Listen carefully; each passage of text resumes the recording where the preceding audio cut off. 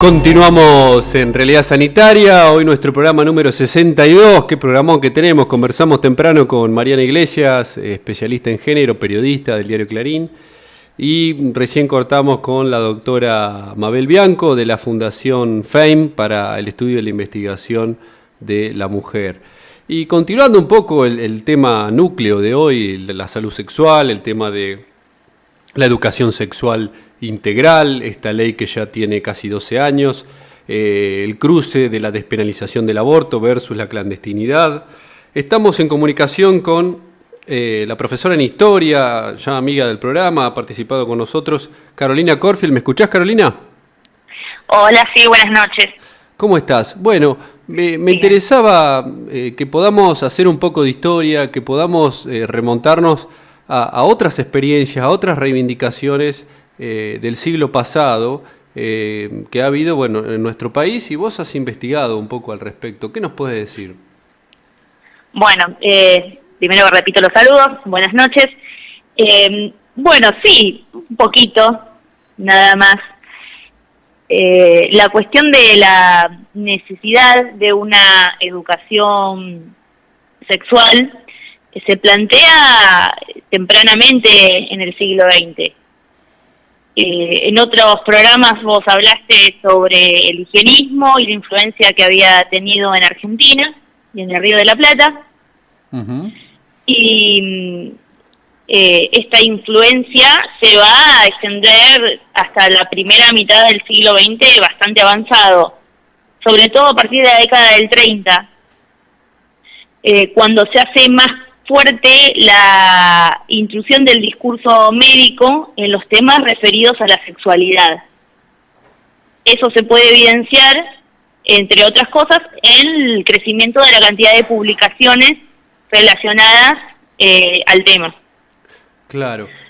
¿Y cuál, por ejemplo, son las publicaciones que vos encontraste? ¿O había un grupo de médicos de corte anarquistas, socialistas, ¿no? Sí, hay una investigadora, Nadia Ledesma Prieto, que ella estudió en profundidad los médicos anarquistas, fundamentalmente dos, entre otros, que eran Juan Lasarte y Manuel Martín Fernández, que entre otras cosas, entre otras publicaciones, trabajaban en la revista Hombre de América Latina y Libre y Fuerte, de América Libre y Fuerte, perdón, uh-huh. Donde ellos planteaban la necesidad, primero, separar la idea de la práctica del disfrute de la sexualidad, del placer, de la reproducción, que en ese momento ya era algo bastante transgresor o que rompía un poco la doble moral, porque ponían a la mujer como sujeto de protagonista del disfrute. Claro. Y ellos planteaban que, bueno, que para lograr eso, que traía una serie de beneficios y tanto individuales, porque ellos consideraban que la contención y la represión del deseo sexual en las mujeres no les traía físicamente ningún beneficio, sino que más bien por el contrario derivaba en una serie de patologías. Ajá. Y por otro lado que traía un beneficio social. Y decía, bueno, ¿qué es lo que primero que se debe lograr? Es erradicar el fantasma de un embarazo no deseado. ¿Y cómo se lograba eso? A través de una educación sexual, de conocer métodos anticonceptivos, de conocer su propio cuerpo y de desmitificar o de sacarle valor a toda esta cuestión de la virginidad que estaba tan presente en la moralidad de la época y que incluso hasta no hace mucho tiempo atrás sucedía lo mismo. Claro. Pero no solamente son los médicos anarquistas.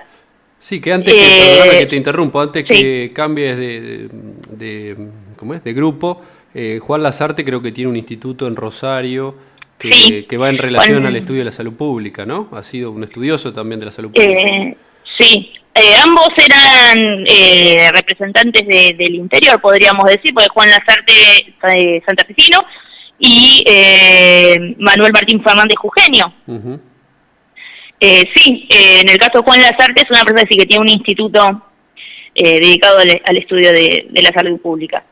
Y las publicaciones de ellos tenían bastante respuesta por parte de la sociedad.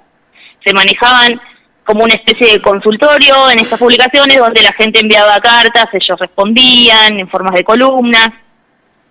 Llegado el punto que después fueron censuradas, se sacaron de circulación en un momento. La iglesia tuvo, o el grupo de médicos católicos tuvo algunos cruces diciendo que una mujer católica no necesitaba, bien educada, no necesitaba que se le instruyeran estas cosas porque sabía lo que tenía que hacer, lo que estaba bien y lo que estaba mal.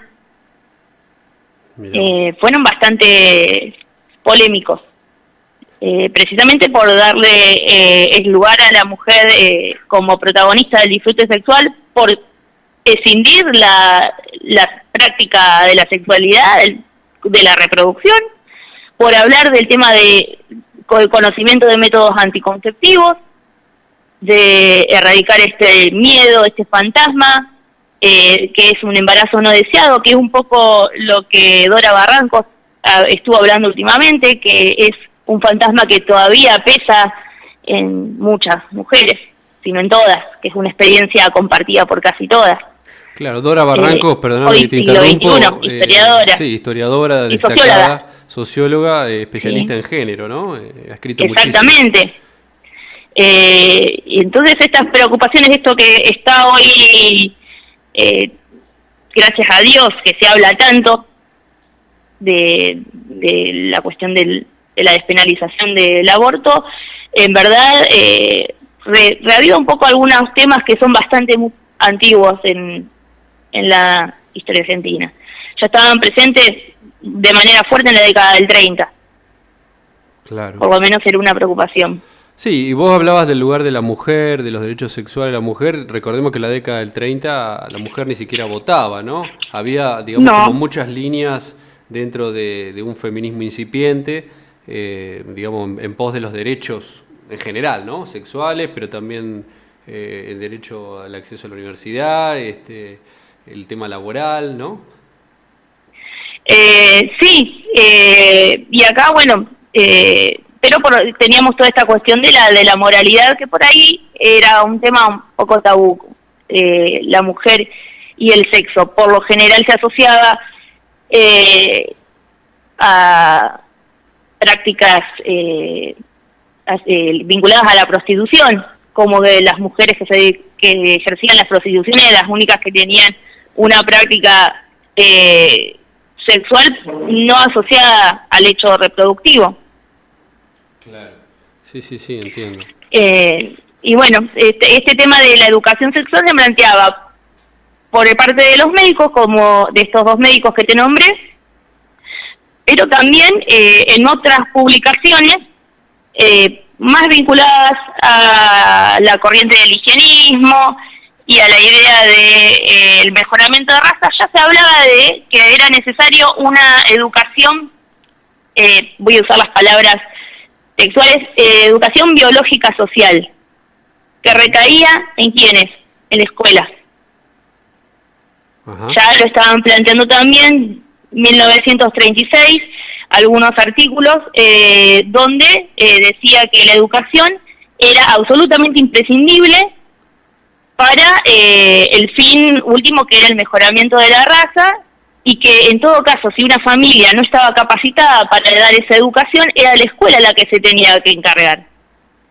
Y es ahí un poco también donde lo podemos vincular con la ley de la educación sexual integral, que le da este rol a las escuelas, este rol importante dentro del sistema educativo. Claro, sí. Yo pensaba cuando vos decías el tema de la educación sexual, y bueno, me remonto a la década del 30 o a esos tiempos, en donde la iglesia tenía, creo que, más poder en relación a la educación, ¿no? Porque escuelas religiosas o dentro de las escuelas que deberían ser laicas, muchas veces hay digamos, como conductas que no tienen nada que ver con lo laico, sino justamente con lo religioso, y dejar en manos de esas personas o de esas, digamos, dogmas, la educación sexual es como medio contradictorio, ¿no? Por demás contradictorio, me parece a mí. Sí, pero también, bueno, tenemos un periodo de la década del 30, no hacía muchos años donde se había logrado las leyes relativas, bueno, a garantizar una educación laica en el territorio argentino. Pero bueno, son temas que todavía son de un debate de larga data. Si uno se pone a ver las raíces, los temas que hoy nos preocupan, la educación sexual, la despenalización del aborto, el rol de la Iglesia dentro de la educación, son temas que como sociedad los venimos atravesando y que ya se pusieron en tela de juicio a lo largo de las décadas, por ya casi unos 100 años. Claro. Bueno, Carolina, te agradecemos mucho. No sé si querés agregar algo más con respecto a digamos, las previas a la ley de educación sexual, o si querés contarnos algo, digamos, como para cerrar la nota en relación a la actual ley que ya tiene 12 años de educación sexual integral. Bueno, queda en lo personal como docente también del nivel secundario. De hecho, empecé mi carrera como docente en el mismo momento en que se había aprobado esa ley. Por mi parte y por un grupo grande de personas fue bastante celebrada. Ahora en la práctica creo que nos queda un camino muy grande para recorrer. En la provincia de Buenos Aires en particular, pero en otras provincias donde la Iglesia todavía tiene un peso muy grande en la educación, hay que hacer un hincapié muy fuerte, sobre todo desde la formación de los docentes. Formar a los profesores para poder hacer cumplir esto que es una ley. Claro. Y garantizarle a los alumnos una educación de calidad y una educación sexual donde en algunos lugares el único rostro del Estado que llega es la escuela. Exactamente. Bueno, muchas gracias, Carolina, por tu tiempo, por tu explicación, clarísimo todo. Y bueno, esperemos que sigas participando de los próximos programas. Bueno, gracias a vos. Un abrazo. Saludos. Adiós.